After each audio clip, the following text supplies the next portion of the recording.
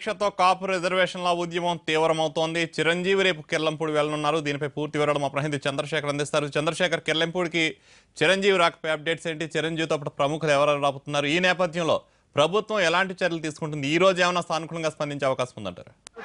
ఈ రోజు నిన్న మొన్నటితో పోలిస్తే బయట నుంచి వివిధ మార్గాల్లో ఎక్కువ మంది ఇక్కడ చేరుతున్నారు. వివిధ రూపాల్లో నిరసన కూడా తెలియజేస్తా ఉన్నారు. అక్కడంతా మహిళలు వరండాలో కూర్చొని ముద్రగడ దీక్ష చేస్తున్న వరండాలో కూర్చొని నిరసన తెలియజేస్తా ఉన్నారు. వాళ్ళందరూ కూడా ప్రభుత్వానికి వ్యతిరేకంగా ఈ పళ్ళాల మీద, స్టీల్ పళ్ళాల మీద చెంచాలతో కొడుతూ నిరసన వ్యక్తం చేస్తా ఉన్నారు.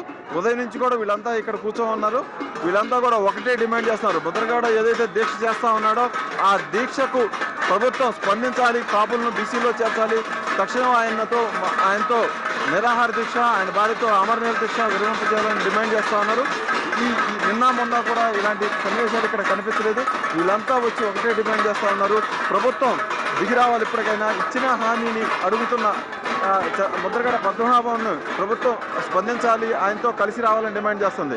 మరోవైపు చూస్తే చిరంజీవి రేపు ఉదయం ఇక్కడికి రాబోతున్నారు. కొద్దిసేపు క్రితం ఆయన పర్యటన ఖరారైపోయింది. కాపులను బీసీలో చేర్చాలని డిమాండ్ చేస్తూ ముద్రగడ పద్మనాభం చేస్తున్న దీక్షకు మద్దతుగా ఆయన ఇక్కడికి రాబోతా ఉన్నారు.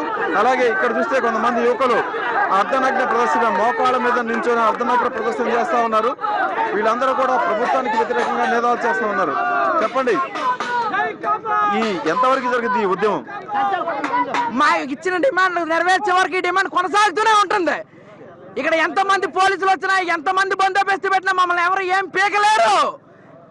చెప్పండి. మాకు నాయకత్వం వద్దాలంటే మాకు మా నాయకత్వం వద్దాలా.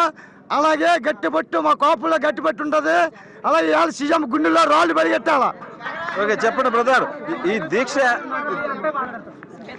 ఈరోజు మా కాపు యువతలందరినీ కూడా మోసం చేసే గొప్ప ప్రయత్నం అయితే మాత్రం జరుగుతుందండి. ఈ రోజు ఏంటంటే కిర్లంపూడికి ఏంటంటే ఈ దుస్థితి ఎప్పుడన్నా ఉందండి ఇది.